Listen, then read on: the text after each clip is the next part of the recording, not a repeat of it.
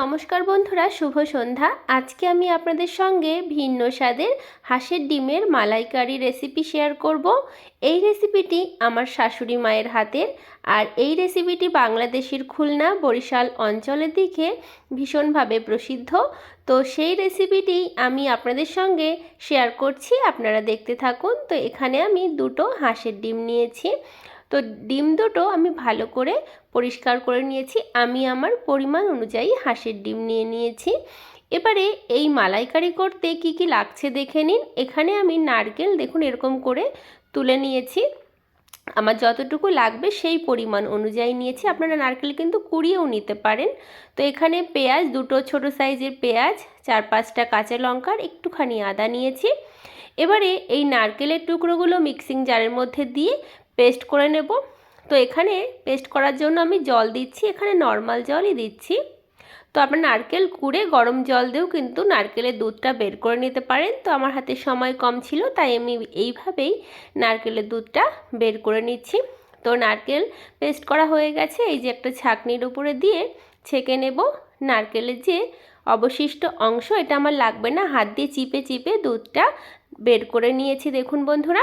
এবারে চলুন এই মশলাটা, বাকি মশলাটা তৈরি করে নেওয়া যাক। পেঁয়াজ, আদা আর কাঁচা লঙ্কা এবারে পেস্ট করে নিয়ে ফিরে আসছি। তো আমি এখানে কিন্তু রসুন ব্যবহার করছি না। তো মশলাটা আমার পেস্ট হয়ে গেছে। এবারে চলুন মূল রান্নায় ফিরে যাওয়া যাক। কড়াইতে সর্ষের তেল দিচ্ছি পরিমাণ মতো, রান্নাটা সর্ষের তেলেই করব। ফোড়নে দিলাম গোটা জিরে আর দিচ্ছি গোটা গরম মশলা, লবঙ্গ, এলাচ, দারচিনি আর গোলমরিচ। ফোড়নটা কয়েক সেকেন্ড ভেজে নেব। যতক্ষণ না ফোড়ন থেকে সুন্দর একটা মিষ্টি গন্ধ বেরোচ্ছে ততক্ষণ ভেজে নেব। তো ফোড়ন ভাজা হয়ে গেছে। এবারে যে মশলাটা আমি পেস্ট করে রেখেছিলাম দিয়ে দিলাম। আদা, কাঁচা লঙ্কা আর পেঁয়াজের যে পেস্ট দিয়ে কিছুক্ষণ আমি একটু নাড়াচাড়া করে দিচ্ছি। তো বন্ধুরা এই মশলাটা একটু ভালো করে কষাতে হবে। এবারে কিছুক্ষণ কষিয়ে নেওয়ার পরে দেখুন জিরে গুঁড়ো দিচ্ছি, সামান্য জিরে গুঁড়ো, আর একটু কাশ্মীরি লঙ্কার গুঁড়ো দিচ্ছি কালারের জন্য। যেহেতু ঝালের জন্য আমি কাঁচা লঙ্কা দিয়েছি, একটু কালারটা যাতে ভালো আসে সেই জন্য আমি কাশ্মীরি লঙ্কার গুঁড়ো দিলাম। আর বন্ধুরা আপনাদেরকে বলে রাখি, এই রান্নাটা কিন্তু আমার শাশুড়ি মায়ের কাছে শেখা। তো সেই মানুষটা হয়তো আজকে নেই, কিন্তু তার রেসিপিটা আমি আজও বাড়িতে মাঝে মাঝে ট্রাই করি। তো ভালো করে মশলাটা কষিয়ে নেওয়ার পরে একটু মিক্সি ধোয়া জল আর নারকেলের দুধটা দিয়ে দিলাম, দিয়ে ভালো করে মিশিয়ে নিচ্ছি। এই মশলাটাকেও কিন্তু আমি ভালো করে শুকনো শুকনো করে বেশ খানিকক্ষণ সময় ধরে কষিয়ে নেব। এবারে হলুদ গুঁড়ো দিয়ে দিচ্ছি, দিয়ে ভালো করে মিশিয়ে নেব। মশলা কষানোর উপরে ডিপেন্ড করে রান্নাটা কত ভালো হবে। এবারে স্বাদ মতো নুন দিয়ে দিচ্ছি। আর এই রান্নাটা বেসিক্যালি বরিশাল আর খুলনার দিকে হয়ে থাকে, যেহেতু আমার শাশুড়ি মা খুলনা জেলার। তো সেই জন্য এই রান্নাটা কিন্তু আমি আমার শাশুড়ি মায়ের কাছে শিখেছি। শাশুড়ি মা আবার তার মায়ের কাছে শিখেছিল। তো এই পরম্পরায় কিন্তু এই রেসিপিটা চলে আসছে। তো আপনাদের সঙ্গে কথা বলতে বলতে দেখুন মশলাটা আমি কত সুন্দর কষিয়ে নিয়েছি নারকেলের দুধ দিয়ে। এবারে গ্রেভির জন্য পরিমাণ মতো জল দিয়ে দিলাম। এবারে ঝোলটাকে ভালো মতো ফুটতে দেব।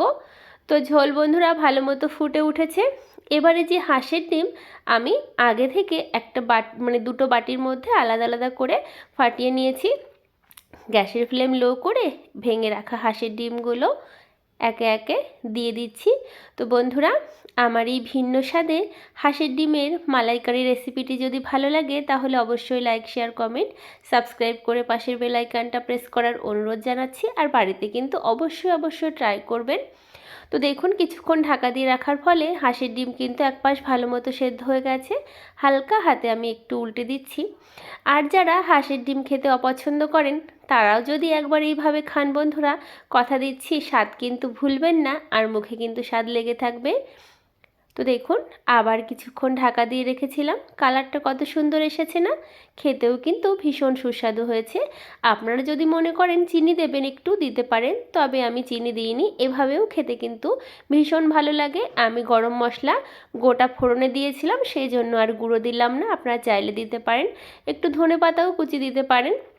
তো আপনাদের কেমন লাগলো সেটা কিন্তু কমেন্ট বক্সে অবশ্যই জানাবেন। একটা পাত্রে নামিয়ে নিয়েছি। কতটা লোভনীয় হয়েছে আশা করি আপনাদের ভালো লেগেছে। আর আমার এই সম্পূর্ণ ভিডিওটি দেখার জন্য আর আমার পাশে থাকার জন্য আপনাদের সকলকে অসংখ্য ধন্যবাদ আর অনেক অনেক ভালোবাসা। আপনারা বাড়িতে কিন্তু অবশ্যই ট্রাই করবেন। খেয়ে কেমন লাগলো সেটাও কমেন্ট বক্সে জানাবেন। হাঁসের ডিম না হলে আপনারা কিন্তু নর্মাল মুরগির ডিম অথবা পোলট্রি মুরগির ডিম দিয়েও কিন্তু এই রেসিপিটা করতে পারেন। তবে বন্ধুরা, আজকে বিদায় নিচ্ছি। ধন্যবাদ।